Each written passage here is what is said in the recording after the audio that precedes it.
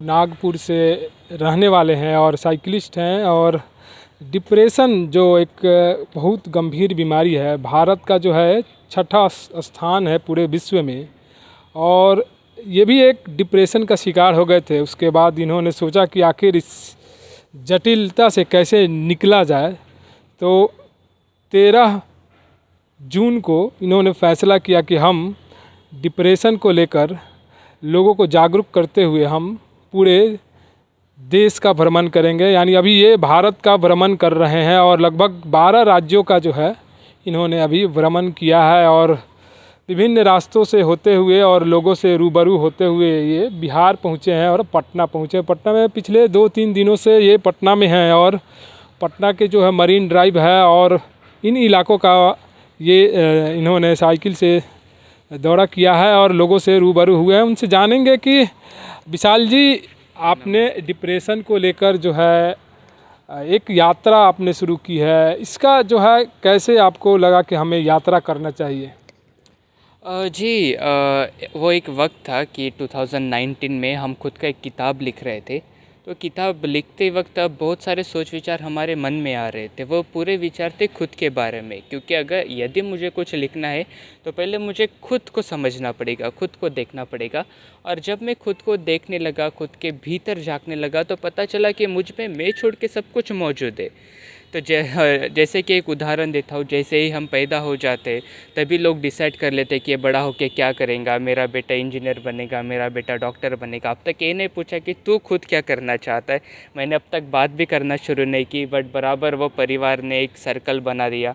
बाद में जब हम स्कूल में गए, हम कॉलेजेस में गए, तो वहाँ पर उनके एक्सपेक्टेशंस विद्यार्थी से कुछ और थे। हमें कबीरदास पढ़ाए जाते थे, इसलिए नहीं ताकि हम उनके जीवन से प्रेरित हो, इसलिए क्योंकि 2 मार्क का क्वेश्चन है तो हम उनका जवाब लिख पाए। उसके बाद सोसाइटी आई, तो सोसाइटी का ही थ्योरम था कि तुम्हारे इस उम्र में शादी होनी ही चाहिए। अगर तुमने वैसा नहीं किया तो शायद कुछ गड़बड़ है वगैरह वगैरह।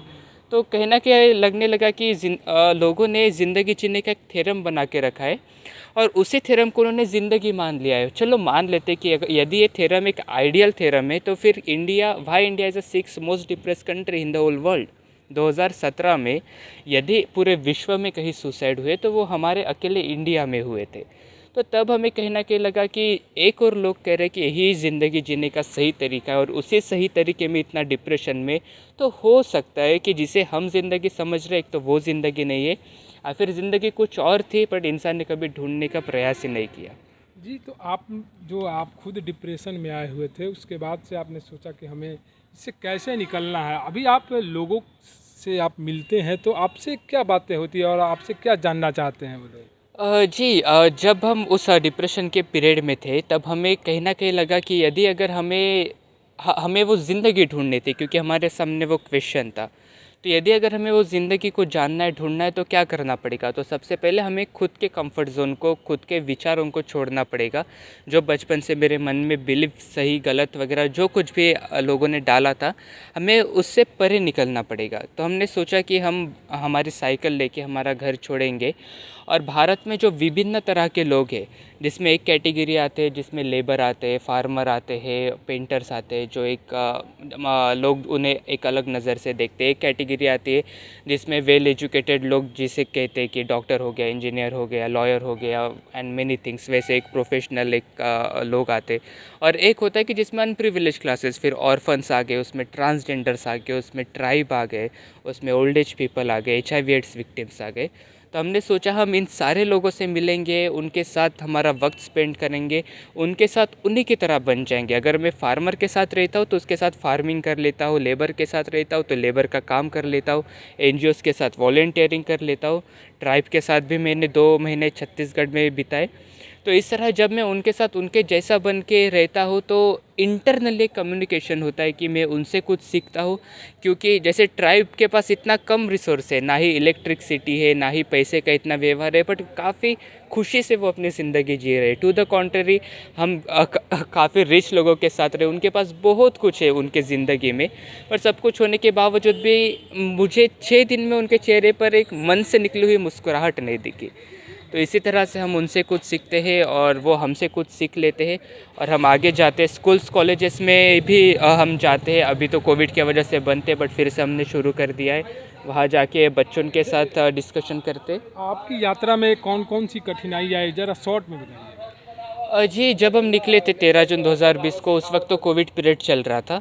पूरा ख़त्म नहीं हुआ था कोविड, पर हम निकल गए थे। तो उस वक्त हम गांव में जाते थे, मंदिर में जाते थे, मस्जिद में जाते थे, क्योंकि हमें रात को ठहरना है। तो लोग कहाँ से आए हो? तो मैं बोलता हूँ मैं यहाँ नागपुर से आया हूँ। तो बिल्कुल यहाँ पे ठहरो मत, get out from our village, यहाँ पे मत ठहरो, भागो यहाँ से, किसी और विलेज में जाओ। तो दूसरे गांव में गया, वहाँ पर भी सेम होता था, ना ही मंदिर में आने देते, ना ही मस्जिद में आने देते थे। तो उस वक्त 2 बार हमारे जर्नी में हुआ कि हम स्मशान में सोए। तो सेकंड टाइम जब सोए थे तब तो 2 बजे बारिश हो गई थी। तब हम कोकण एरिया ऑफ महाराष्ट्र में थे, जहाँ सबसे मूसलाधार, सबसे बेकार बारिश होता है। और उस वक्त रात के 2 बजे रेनकोट पहनकर उस स्मशान में सोए थे, क्योंकि पानी आ रहा है, अब जाए तो जाए कहाँ। हमने खुद के पैसे भी एक ऑर्फनेज को डोनेट कर दिए थे। तो उसके बाद तो पैसे नहीं थे, तो लोगों से खाना मांगना पड़ता था, बट वो अहंकार के कारण वो हो नहीं पाता था।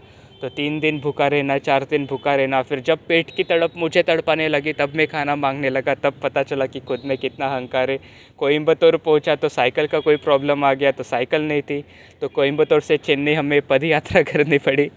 केरला में थे तब सेकंड वेव शुरू हो गया कोविड का। तो उस वक्त एज अ वेटर हमको 2 महीने काम करना पड़ा खुद के सर्वाइवल के लिए। यानी आपको कुछ फंड की भी ज़रूरत होती है, उसके लिए आपने जगह जगह अपने फंड के लिए काम भी किया है।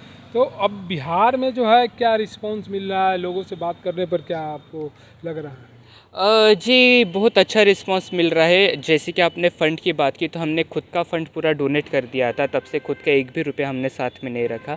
तो उसके आगे जो हमें लोग मिलते गए, लोगों को हमारे जर्नी के बारे में पता चलने लगा, तो ऐसे रैंडमली लोग मिल जाते। जैसे आपने बिहार की बात बताई, यहीं पे 2 उदाहरण दूंगा। जब मैं बिहार में आया तो नेपाल का कोई था जो रॉयल इनफील्ड के शोरूम से, डीलर से कनेक्टेड था।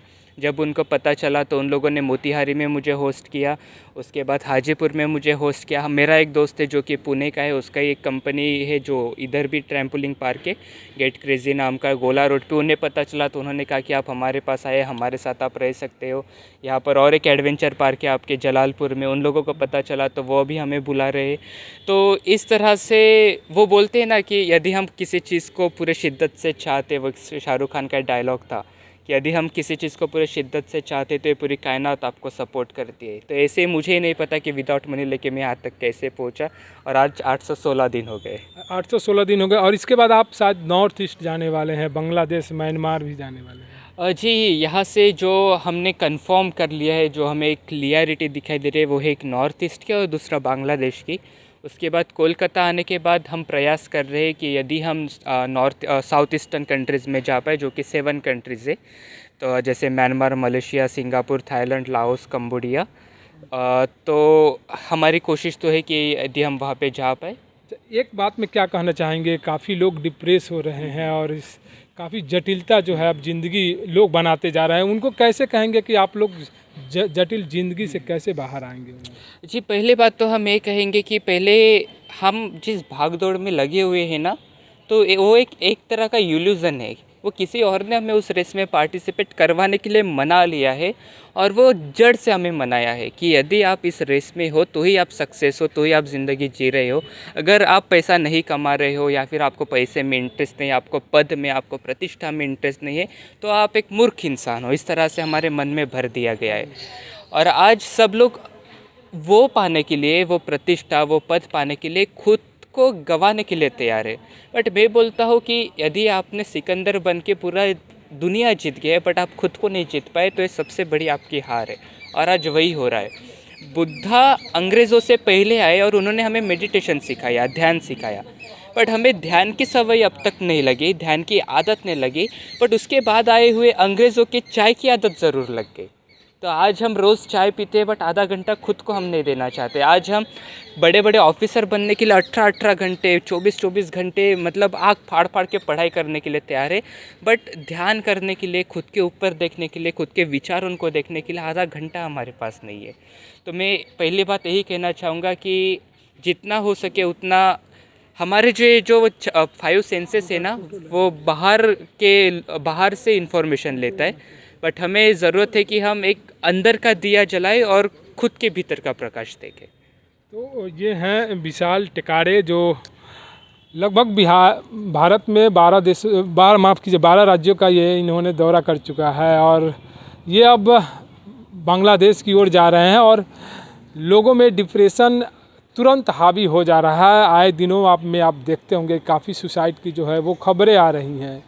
तो ये विशाल टिकारे जो हैं ये प्रयास कर रहे हैं कि लोग अपनी अंतरात्मा की तरफ झांके और अपने लिए समय दे, 10 से 15 मिनट अपना मेडिटेशन करें, उससे अपने आप की अपनी क्षमता को पहचाने और उसी क्षमता के अनुरूप अपने आप को ढाले, ताकि वो जो है दिनचर्या है और दिनचर्या को जो बना लिया है लोगों ने, और उसी बीमारी के तहत जो वो ग्रसित होते जा रहे हैं। तो अब लोगों में ये चाहिए और ये ज़रूरत भी है कि मेडिटेशन के द्वारा अपनी अंतरात्मा को पहचाने और जो डिप्रेशन है उससे बाहर निकले और अपनी ज़िंदगी को जिए।